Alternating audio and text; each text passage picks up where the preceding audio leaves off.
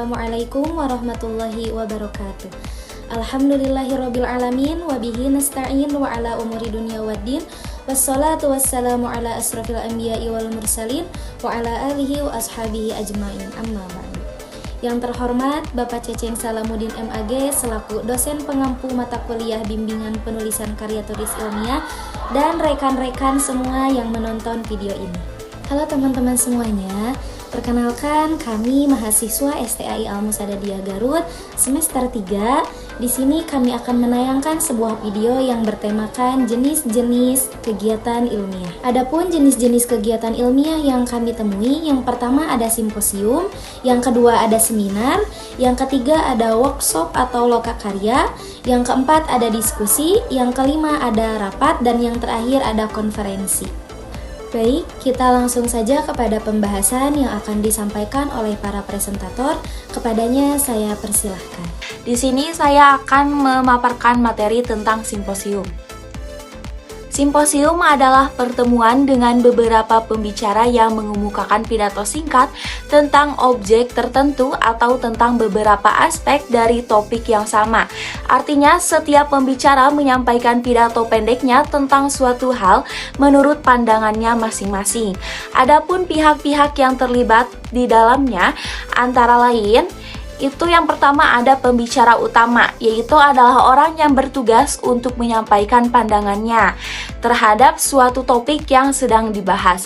Yang kedua ada penyanggah. Penyanggah adalah orang yang bertugas untuk menyanggah setiap pandangan dari pembicara. Nah, yang ketiga ada moderator. Moderator adalah orang yang bertugas untuk mengatur jalannya acara, misalnya mengarahkan jalan pembicaraan, meneruskan pertanyaan, dan sebagainya. Yang keempat ada peserta, adalah orang yang menyaksikan secara acara dan bentuk untuk mengajukan sejumlah pertanyaan setelah pembicara dan penyanggah selesai membahas hal-hal terkait topik yang sedang dibahas.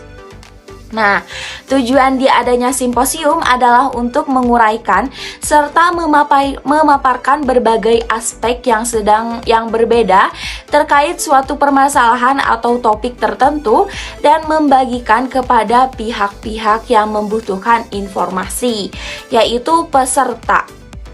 Nah, ciri-ciri simposium antara lain: 1. Menampilkan beberapa ahli yang akan membahas suatu topik. Yang kedua, memiliki moderator sebagai pemimpin acara. Yang ketiga, melibatkan peran peserta dan penyanggah. Yang kelima, memiliki seseorang pembahas utama atau juru bicara. Yang kelima, diskusi panel. Jadi, dapat dipahami bahwa simposium merupakan pertemuan atau acara ilmiah di mana para ahli, peneliti, dan praktisi berkumpul untuk membahas topik atau permasalahan tertentu. Biasanya, simposium melibatkan presentasi dari beberapa pembicara yang membahas aspek-aspek berbeda dari suatu topik, diikuti oleh sesi tanya jawab atau diskusi. Tujuan utamanya adalah untuk memfasilitasi pertukaran gagasan, penelitian terkini, dan pemahaman yang lebih mendalam dalam bidang kajian tertentu. Seminar berasal dari kata Latin, yaitu seminarium, yang berarti tanah tempat menanam benih. Jadi dengan kata lain, seminar adalah tempat benih-benih kebijaksanaan. Seminar secara harfiah merupakan bentuk pengajaran akademis baik di sebuah universitas maupun diberikan oleh suatu organisasi komersial atau profesional. Seminar merupakan suatu kegiatan ilmiah yang melibatkan pesertanya secara aktif dalam mengeksplorasi ide. Seminar pendidikan adalah suatu kegiatan penyampaian karya ilmiah yang direncanakan untuk dipresentasikan tentang pendidikan oleh peneliti dalam mengambil kesimpulan. Tujuan diadakannya seminar pendidikan adalah untuk mengoreksi kembali sebuah hasil karya ilmiah, untuk mengambil keputusan bersama dengan kesempurnaan hasil, dan menyampaikan suatu pendapat atau hal baru kepada para peserta sehingga menghasilkan informasi yang dapat dikembangkan menjadi sesuatu yang lebih luas kepada khalayak. Adapun ciri-ciri seminar diantaranya yaitu pertama berbentuk forum, kedua melibatkan interaksi sejumlah audiens sehingga terjadi komunikasi dua arah terhadap materi yang disampaikan. 3. Mengacu pada makalah. Pembahasan makalah ini mengacu pada makalah atau kertas kerja yang sudah disusun serta disajikan oleh para pembicara. Keempat, membahas isu ilmiah. Kelima, adanya respon dari audiens. 6. Adanya tanya jawab. 7. Tersedianya waktu yang cukup dalam melaksanakan pembahasan seminar. 8. Rumusan masalah sudah tersedia. 9. Masalah diselesaikan secara sistematis dan menyeluruh.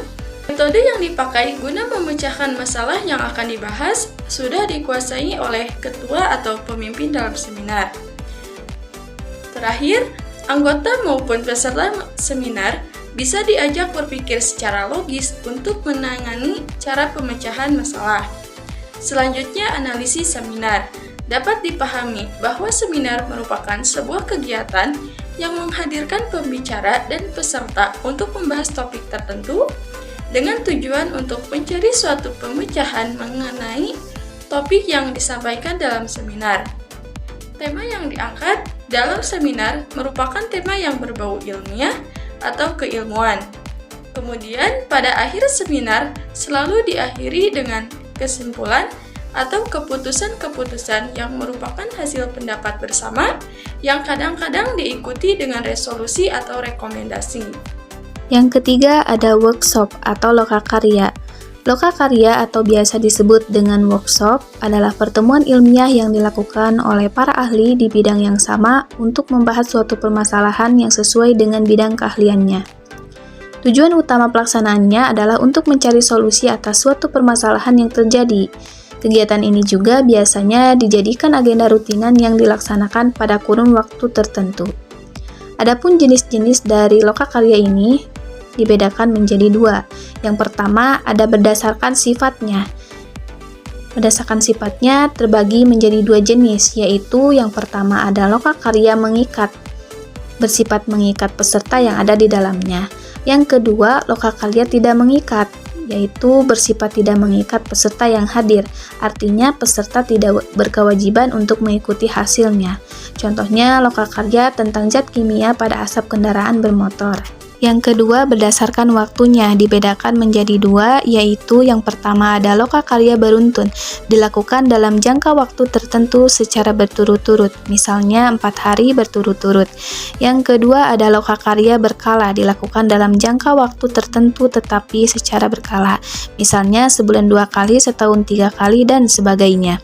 Adapun ciri-ciri lokakarya yang membedakannya dengan pertemuan serupa adalah diantaranya sebagai berikut. Yang pertama, masalah yang dibahas lebih spesifik dan berasal dari peserta, namun tujuan pelaksanaan tetap dirumuskan oleh pihak panitia. Yang kedua, proses penyelesaian masalah dilakukan secara musyawarah dan melalui observasi bidang keilmuan. Yang ketiga, setiap peserta harus aktif berpartisipasi dengan memberikan gagasan atau ide, sehingga bisa muncul diskusi untuk kemudian dicari solusinya secara bersama-sama. Jadi dapat dipahami bahwa workshop dalam bahasa Indonesia disebut dengan lokakarya, yaitu pertemuan para ahli pakar untuk membahas masalah praktis atau yang bersangkutan dengan pelaksanaan dalam bidang penelitiannya. Lokakarya ini juga bisa disebut dengan pertemuan ilmiah kecil, di mana beberapa orang kumpul untuk mencari solusinya. Adapun tujuan dari lokakarya ini adalah untuk menghasilkan produk atau hasil karya, seperti model pembelajaran, proposal penelitian, dan lain sebagainya. Terima kasih kepada moderator yang telah mempersilahkan saya untuk menyampaikan materi selanjutnya, yaitu mengenai materi diskusi. Diskusi sendiri berasal dari istilah dalam bahasa Latin, yakni discussion atau discussio, yang artinya bertukar pikiran. Sementara dalam bahasa Inggris sendiri dikenal dengan istilah discussion, artinya pembicaraan atau perundingan. Diskusi adalah percakapan ilmiah yang berisikan pertukaran pendapat, permunculan ide-ide, serta pengujian pendapat yang dilakukan oleh beberapa orang dalam tergabung dalam kelompok untuk mencari kebenaran. Metode diskusi merupakan kegiatan tukar-menukar informasi, pendapat, dan unsur-unsur pengalaman secara teratur.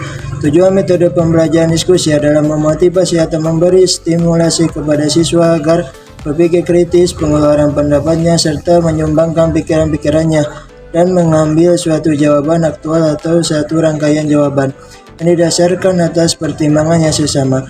Dalam penggunaan metode diskusi, bahan pelajaran harus dikemukakan dengan topik permasalahan atau persoalan akan menstimulus siswa menyelesaikan permasalahan atau persoalan. Untuk menjawab atau menyelesaikan permasalahan atau persoalan tersebut, perlu dibentuk kelompok yang terdiri dari beberapa siswa sebagai anggota dalam kelompok. Dapat dipahami bahwa diskusi merupakan proses tukar-menukar pendapat, informasi maupun pengalaman dengan teratur dan bertujuan untuk memperoleh pengertian detail lebih teliti mengenai sesuatu dan mempersiapkan kesimpulan. Diskusi dapat mendorong interaksi dan partisipasi aktif, mengembangkan keterampilan berpikir kritis untuk menganalisis, mengevaluasi, dan menciptakan argumen berdasarkan bukti dan logika.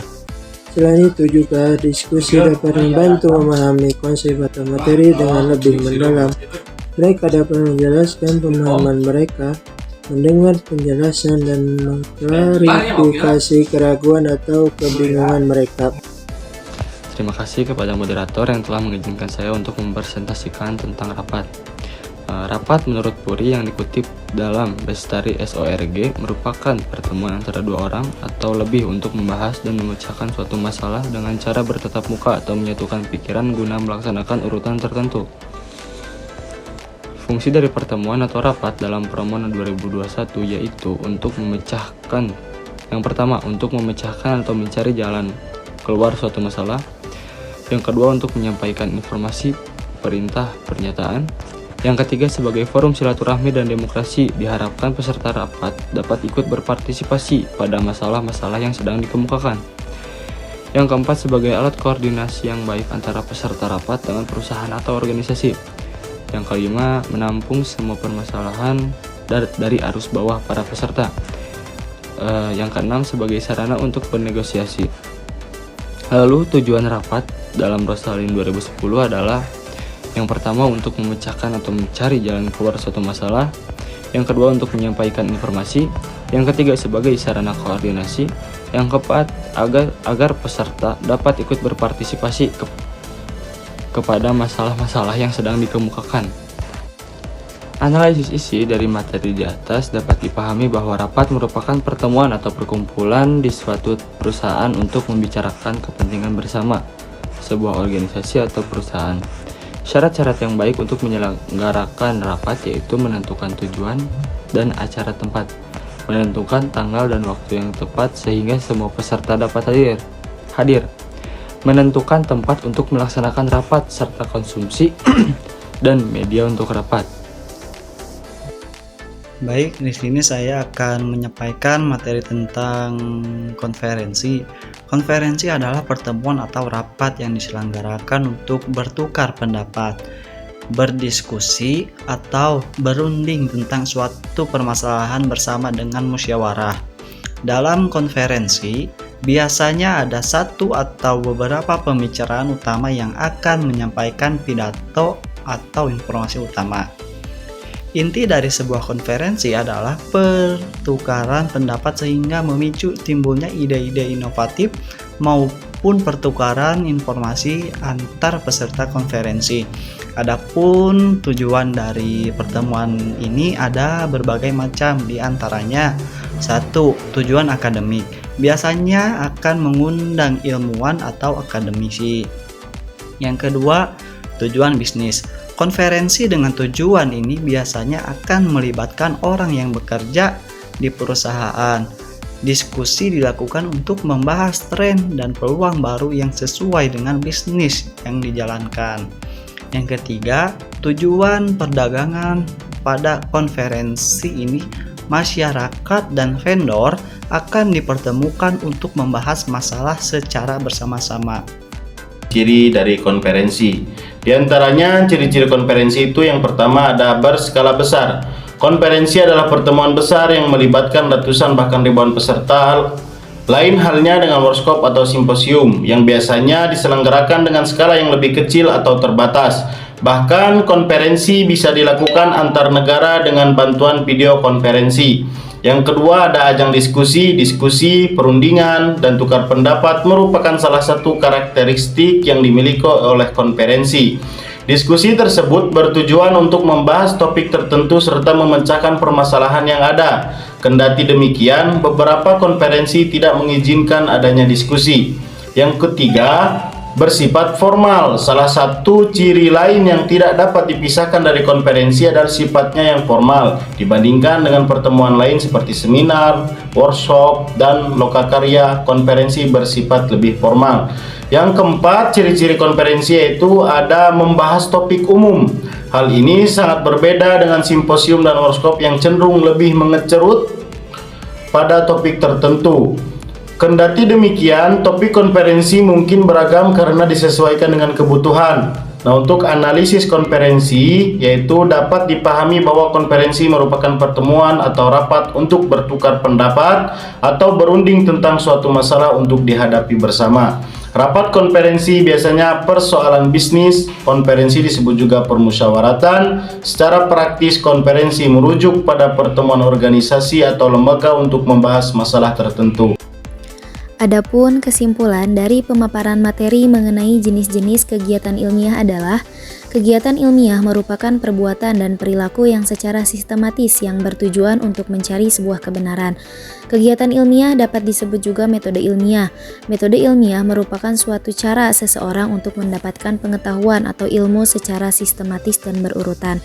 Adapun jenis-jenis kegiatan ilmiah antara lain, yang pertama simposium yang merupakan serangkaian pidato singkat di depan pengunjung yang memiliki seorang pemimpin. Yang kedua seminar, merupakan pembahasan masalah ilmiah meskipun topik yang sering dibahasnya adalah persoalan atau masalah yang terjadi sehari-hari. Yang ketiga workshop atau lokakarya, merupakan pertemuan ilmiah dan biasanya membahas sebuah karya. Yang keempat diskusi, merupakan bertukar pikiran mengenai suatu masalah agar memahami, menemukan faktor penyebab terjadinya masalah, serta menemukan jalan keluarnya. Yang kelima rapat, merupakan sebuah bentuk sarana komunikasi secara kelompok dan resmi sifatnya dan biasanya diselenggarakan oleh berbagai organisasi. Dan yang terakhir ada konferensi, merupakan pertemuan atau rapat untuk bertukar pendapat atau berunding tentang suatu masalah untuk dihadapi bersama. Sekian pemaparan dari kelompok kami, kurang dan lebihnya mohon maaf. Wabillahi taufiq wal hidayah. Wassalamualaikum warahmatullahi wabarakatuh.